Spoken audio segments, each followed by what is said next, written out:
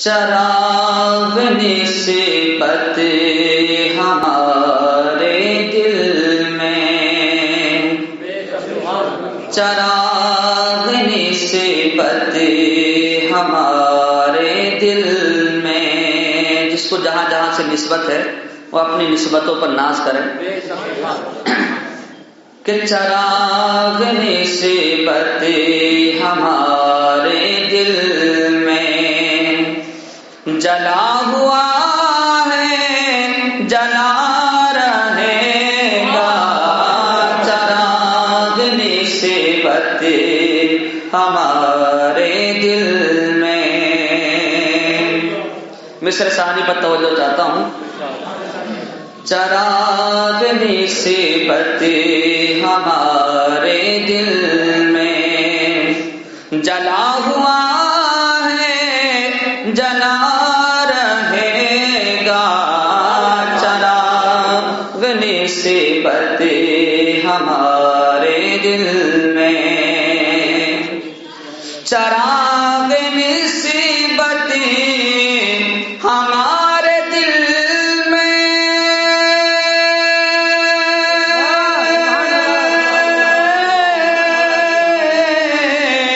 جلا ہوا ہے، جلا رہے گا.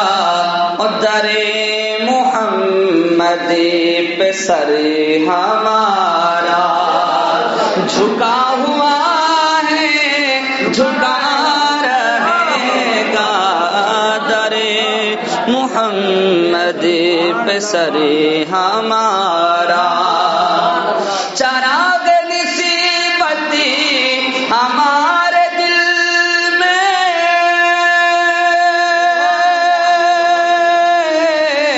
جلا ہوا ہے، جلا رہے گا. در محمد پہ دل ہمارا، در محمد پہ سر ہمارا جھکا ہوا ہے، جھکا رہے گا. چراغ نسبت ہمارے دل میں. اور یہ شعر بھی محبتوں کے ساتھ میں سماعت کریں کہ نہ دل میں باغ ارم کی حسرت، نہ تاج رکھتے ہیں نہ حکومت. نہ دل میں باغ ارم کی حسرت، نہ دل میں باغ ارم کی حسرت.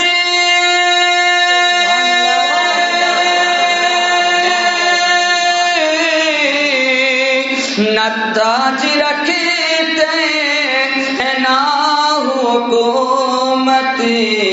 رسول اکرم سے دل ہمارا لگا ہوا ہے، لگا رہے گا. رسول میں شاہ گرا ہوا ہے، گرا رہے گا. چراغ نسبت ہمارے دل میں. اور یہ شعر بھی محبتوں کے ساتھ میں سماعت کریں بھی لگا کر کہیں یا رسول اللہ. کہ جلیں گے سن سن کے جلنے والے، میں پرمسرتی رہوں گا ہر دم. جلیں گے سن سن کے جلنے والے، جلیں گے سن سن کے جلنے والے.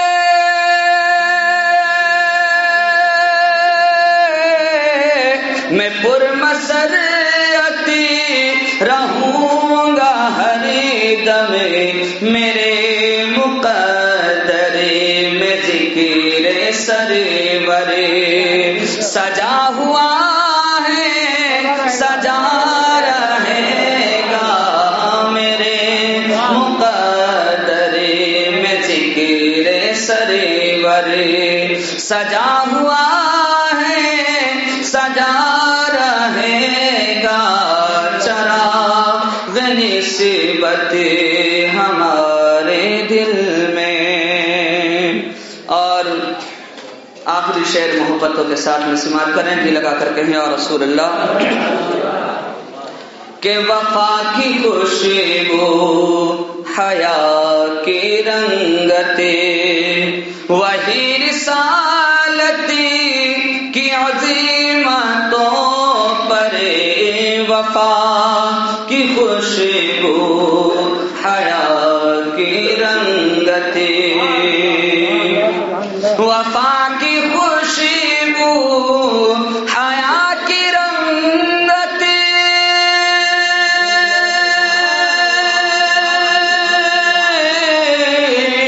وہی رسالتی کی عظیمتوں پر گلے محمد ازل سے اب تک کھلا ہوا ہے کھلا رہے گا گلے محمد ازل سے اب تک کھلا ہوا ہے کھلا رہے گا در محمد پہ سر ہمارا.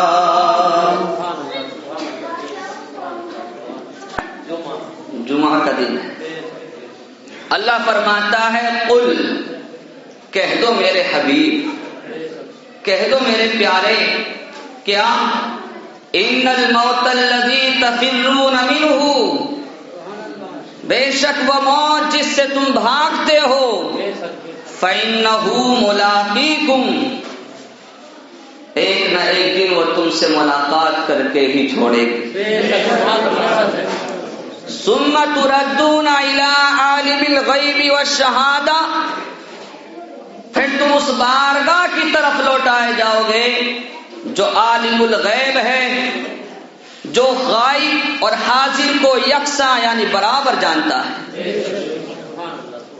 فَيُنَبِّئُكُم بِمَا كُنتُمْ تَعْلَمُونَ پھر تم کو بتایا جائے گا کہ دنیا میں تم کیا کرتے تھے. لیکن اللہ فرماتا ہے میرے محبوب فرما دو اپنی امت سے وہ موت جس سے تم بھاگتے ہو وہ ایک نہ ایک دن تم سے ملاقات کر کے ہی چھوڑے گی. اس آیت میں 3 باتیں قابل غور ہیں. نمبر 1 موت سے کسی کو چھٹکارا نہیں. نمبر 2 اپنے رب کی طرف پلٹنا. نمبر 3 اعمال کا حساب و کتاب. تو پہلے یہ سمجھنا چاہیے موت سے کسی کو چھٹکارا نہیں.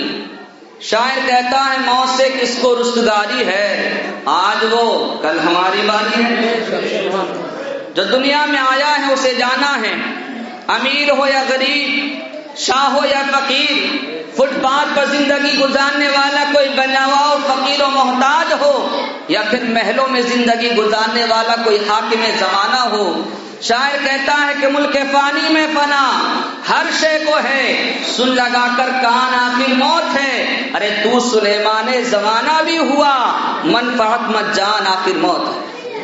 جو دنیا میں آیا ہے اسے جانا ہے. کوئی 1 دن گزار کے کوئی 10 دن کوئی 1 سال کوئی 10 سال جو وقت اللہ تعالیٰ نے لکھ دیا ہے لن یؤخر اللہ نفسا اذا جاء اجلها اس سے ایک لمحہ نہ آگے بڑھ سکتا ہے نہ گھٹ سکتا. موت ایسی حقیقت ہے. علامہ راضی علی رحمت و رضوان سے کسی نے پوچھا حضور دنیا کی حقیقت کیا ہے؟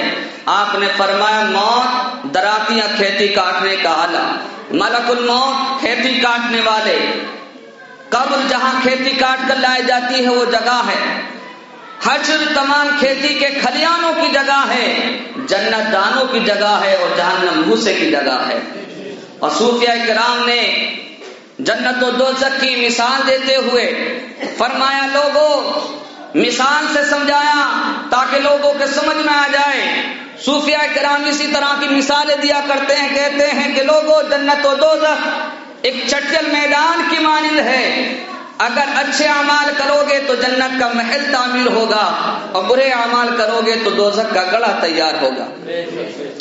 ابھی آپ کی مرضی ہے، چاہے تو اچھے اعمال کر کے جنت کا محل تعمیر کرا لو، کیونکہ تاریخ میں آتا ہے کہ ایک اللہ کے ولی جن کا نام وقایو ہوئے، وہ گھر میں تھے، ماں کو ضرورت پڑی سبزی بنانے کی، کہنے لگی ماں بیٹا وقایو کہیں سے آگ لے آؤ۔ آگ لینے کے لیے گئے، خالی ہاتھ آئے۔ ماں نے کہا بیٹا اتنی دیر میں آئے، خالی ہاتھ آئے، آگ نہیں ملی۔ کہنے لگے ماں میں آگ لینے کے لیے گیا تھا لیکن آگ نہ ملی۔ تو کہا اتنی دیر کیوں ہو گئی؟ تو کہا اماں میں اس جگہ آگ لینے کے لیے گیا تھا جس جگہ کو جہنم کہتے ہیں، لیکن میں نے وہاں سے آگ مانگی تو وہاں کے کارکنان نے مجھے یہ کہہ کر واپس کر دیا وقایو یہاں آگ دی نہیں جاتی ہے بلکہ جو آتا ہے اپنے ساتھ آگ لے کر آتا ہے۔ اس لیے شاعر کہتا ہے کہ عمل سے زندگی بنتی ہے، جنت بھی جہنم بھی، یہ خاکی اپنی فطرت میں نہ نوری ہے نہ ناری ہے۔ اس واقعے سے ہمیں یہ پتہ چلتا ہے جو دنیا میں اچھے اعمال کر کر گھوم رہا ہے وہ اپنے ساتھ جنت کا باغ لے کر گھوم رہا ہے، اور جو برے اعمال کر کر گھوم رہا ہے وہ دوزخ کی آگ لے کر گھوم رہا ہے، کیونکہ جیسے جیسے اعمال ہوں گے ایسے ہی ایسا اس کو نتیجہ ملنے والا۔ تو لوگوں یہ بات حقیقت ہے کہ موت سے کسی کو چھٹکارا نہیں، موت سے کسی کو مفر نہیں ہے، کوئی کتنا ہی طاقتور کیوں نہ ہو، موت کے سامنے سب پگھل جاتے ہیں، موت کے سامنے کسی کا زور و زبردستی نہیں چل سکتی، موت کو کوئی نہیں ہرا سکتا۔ ایک وقت وہ آنے والا ہے کہ موت کو بھی موت آ جائے گی، کل من علیہا فان ویبقى وجہ ربک ذو الجلال والاکرام، ساری کائنات فنا ہو جائے گی، باقی رہنے والی تمہارے خدا کی ذات جو ہمیشہ سے ہے اور ہمیشہ رہے گی۔ تو لوگوں موت سے بھاگو مت، موت سے بچو مت، بلکہ موت کو آسان سے آسان بنانے کی تدبیریں کرو کہ موت آسان کس طرح ہوگی، موت آنے کے بعد میں قبر میں کس طرح سے آرام ملے گا، قبر میں روشنی کس طرح سے ہوگی، قبر میں آرام کس طرح سے ملے گا۔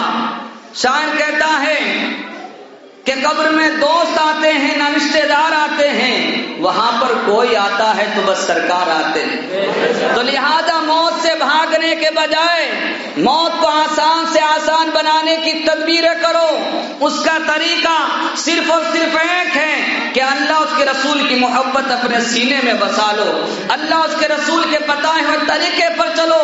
قسم خدا کی جو اپنے دل میں عشق رسول لے کر اس دنیا سے جاتا ہے، روح نکالنے کے لیے فرشتہ آتا ہے، اس کی روح نکالی جاتی ہے، ادھر اس کی روح نکلتی ہوتی ہے، ادھر گنبد خضرا والے اس کے قریب آ جاتے ہیں اور اپنے دیدار سے اس کو مشرف کراتے ہیں، ادھر روح نکلتی ہے، ادھر وہ دیدار مصطفیٰ میں محو مستغرق ہوتا ہے، حضور کا دیدار کرتا ہوتا ہے، روح نکل جاتی ہے، تکلیف ہوتی ہے، لیکن قسم خدا کی جمال محمدی کے دیکھنے کی وجہ سے اسے تکلیف کا احساس تک نہیں ہوتا، کیونکہ ان کی جب یاد میں دنیا سے گیا ہے کوئی، ان کی جب یاد میں دنیا سے گیا ہے کوئی، اس کو لینے کو دلہن بن کے قد آئی ہے، اس کو لینے کو دلہن بن کے قد آئی ہے۔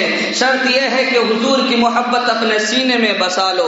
قسم خدا کی شاعر کہتا ہے کہ عشق نبی کی شمع جلا کر تو دیکھیے، عشق نبی کی شمع جلا کر تو دیکھیے، ممکن نہیں چراغ جلے روشنی نہ ہو، اور عشق سرکار کی ایک شمع جلا لو دل میں، بعد مرنے کے قبر میں بھی اجالا ہوگا، بعد مرنے کے قبر میں بھی اجالا ہوگا۔ تو قبر وہ جگہ ہے جہاں صرف اعمال صالحہ کا راج ہے، اگر اچھے اعمال کر کے جاؤ گے تو قبر میں آرام پاؤ، قبر میں صرف اعمال صالحہ کا راج ہے۔ میں ایک مثال سے ایک واقعے سے آپ کو بخوبی سمجھانا چاہتا ہوں۔ حضرت خاتون جنت فاطمہ الزہرا رضی اللہ تعالی عنہا جب آپ کی وصال کا وقت قریب آیا اور آپ کا وصال ہو گیا اور آپ کو دفنانے کے لیے قبرستان لے جا رہے تھے تو تاریخ میں آتا ہے صحابی رسول حضرت ابو ذر غفاری رضی اللہ تعالی عنہ پہلے ہی قبرستان میں پہنچ جاتے ہیں، اور جو قبر حضرت فاطمہ الزہرا رضی اللہ تعالی عنہا کے لیے بنائی گئی تھی اس قبر کو مخاطب کرتے ہیں اور ارشاد فرماتے ہیں، کیا کہتے ہیں حضرت ابو ذر غفاری؟ ذرا غور سے سنو، یہ ان کے لیے نہیں بلکہ ہمارے لیے ایک واقعہ ہے اور ہمارے لیے نصیحت ہے۔ وہ کیا ہے کہ حضرت ابو ذر غفاری قبر کو خطاب کرتے ہیں، کہتے ہیں اے قبر تجھے معلوم ہے آج ہم تیرے حوالے کس کو کرنے جا رہے ہیں؟ جو بیٹی ہیں خاتون، جو بیٹی ہیں نبیوں کے تاجدار جناب محمد رسول اللہ کی، جو بیوی ہیں شیر خدا حیدر کرار کی، جو والدہ ہیں حسنین کریمین جنتی جوانوں کے سردار کی، آج ہم ذات گرامی کو تیرے حوالے کرنے جا رہے ہیں، آج ہم فاطمہ الزہرا کو تیرے حوالے کرنے جا رہے ہیں۔ تو قبر سے آواز آتی ہے اے ابو ذر غفاری یہاں حسب و نسب بیان مت کرو کہ کون کس کی بیٹی ہے، کون کس کی بیوی ہے، کون کس کی ماں ہے، ارے یہاں تو صرف اعمال صالحہ کا راج ہے، جو اچھے اعمال کر کے آئے گا قبر میں وہی آرام پائے گا، کیونکہ قبر میں وہی آرام پائے گا جس کے اعمال اچھے ہوں گے، وگرنہ اپنے کیے کی سزا پائے گا۔ نہ کوئی پیش چلی عذر نہ انکار ہوا، نہ کوئی پیش چلی عذر نہ انکار ہوا، جب بشر موت کے پنجے میں گرفتار ہوا اور جیتے جی اس کی صدائیں بلند کرتا ہوں گا، یا اللہ میری امت کو سلامتی کے ساتھ میں گزار۔ تو میرے نبی پرصراط پر کھڑے ہوں گے اور اپنی امت کی مدد فرماتے ہوں گے۔ صحابہ عرض کرتے ہیں یا رسول اللہ اگر ہم پرصراط پر بھی نہ پائیں تو کہاں تلاش کریں؟ تو حضور فرماتے ہیں کہ میں میزان پر کھڑا ہوں گا جہاں میری امت کے اعمال تولے جا رہے ہوں گے، اگر کسی امتی کا اعمال نامہ کم ہوگا تو میں اس امتی کے اعمال نامے کو بھاری کر دوں گا، اس کو جنت دلا دوں گا۔ تو حضور سے عرض کرتے ہیں یا رسول اللہ اگر ہم میزان پر بھی آپ کو نہ پائیں تو پھر کہاں ملو گے یا رسول اللہ؟ تو حضور فرماتے ہیں کہ میں جام کوثر پر کھڑا ہوں گا اور اپنی گناہگار امت کو کوثر پلاتا ہوں گا اور ان کو گرمی محشر سے بچاتا ہوں گا اور ان کو کوثر پلاتا ہوں گا۔ تو جب حضور ہمارے اس طرح سے ہر جگہ ہماری مدد فرمائیں گے، حضور ہماری پرصراط پر بھی مدد فرمائیں گے، ہماری میزان پر بھی مدد فرمائیں گے، ہماری کوثر پر بھی ہمیں سیراب کرائیں گے، ہر جگہ ہر مقام پر ہمارے نبی ہماری خیال، ہمارا مدد، ہماری حفاظت، ہماری نگہبانی کریں گے۔ اس لیے میں کہتا ہوں لیکن جب وہ وقت آئے گا جب رب کی سامنے ہماری پیشی ہوگی تو اللہ کے رسول گویا کہ فرمائیں گے اے مولا یہ صدیق اکبر تیرے ہیں، یا مولا یہ فاروق اعظم تیرے ہیں، یہ عثمان غنی تیرے ہیں، یہ مولا علی تیرے ہیں، یہ امام حسن تیرے ہیں، یہ امام حسین تیرے ہیں، یہ غوث پاک تیرے ہیں، یہ مدار پاک تیرے ہیں، یہ صابر پاک تیرے ہیں، یا مولا یہ وارث پاک بھی تیرے ہیں، یہ اعلی حضرت بھی تیرے ہیں، یہ شاہجی محمد شیر بھی تیرے ہیں، یہ مولا یہ جتنے اللہ والے ہیں یہ سب تیرے ہیں اور یہ گناہگار میرے ہیں، مولا میرے گناہگار امتوں کو میرے حوالے کر دے۔ تو گویا اللہ تعالیٰ اپنے محبوب کی دعا کو قبول فرمائے گا اور ہم گناہگار کو حضور کی شفاعت نصیب ہوگی۔ شاعر کہتا ہے کہ وہ سما کتنا ذیشان ہوگا، تب کہ وہ سما کتنا ذیشان ہوگا جب خدا مصطفیٰ سے کہے گا اب تو سجدے سے سر کو اٹھا لو، اب تو سجدے سے سر کو اٹھا لو، آپ کی ساری امتی بری ہے، اب تو سجدے سے سر کو اٹھا لو۔ لہذا اللہ تعالیٰ نے ہمیں دنیا میں بھیجا ہے تو ہم نیک اعمال کرتے رہیں، برائیوں سے بچیں، اچھے اعمال کریں، اسی میں بھلائی ہے، اسی میں کامیابی ہے۔ ہمیں اللہ کی بارگاہ میں منہ دکھانا ہے، اللہ کی بارگاہ میں جانا ہے۔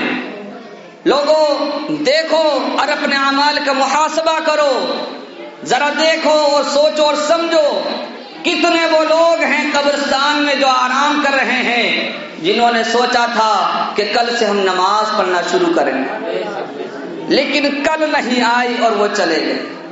کتنے وہ لوگ ہیں جنہوں نے یہ سوچا تھا کہ بچے جوان ہو جائیں گے، شادی ہو جائے گی، داڑھی رکھ لیں گے، لیکن بچے جوان نہیں ہوئے، شادیاں نہیں ہوئی، اس سے پہلے دنیا سے رخصت ہو گئے۔ تو لہذا ابھی وقت ہے، آج لے ان کی پناہ، آج مدد مانگ ان سے، کل نہ مانیں گے، کل نہ مانیں گے، قیامت میں اگر مان گئے۔ اس لیے میں کہتا ہوں کہ انہیں مانا، انہیں جانا، نہ رکھا غیر سے کام، للہ الحمد میں دنیا سے مسلمان گیا۔ لہذا اللہ اس کے رسول کی محبت اپنے سینے میں بساؤ، تو کبھی آہ لب سے نکل گئی، کبھی اشک آنکھ سے ڈھل گئے، یہ تمہارے غم کے چراغ ہیں، کبھی بجھ گئے کبھی جل گئے، ہم نے تو دل جلا کے سر بام رکھ دیا، اب جس کے دل میں آئے وہی پائے روشنی، وقت پہ کافی ہے قطرہ آب خوش ہنگام کا، جل گیا سب خیر برسا بھی تو پھر اس کام کا۔ اللہ تعالی ہم سب کی خطاؤں کو معاف فرمائے۔ جن حضرات نے سنت نہیں پڑھی حضرات سنت ابھی پڑھ ٹائم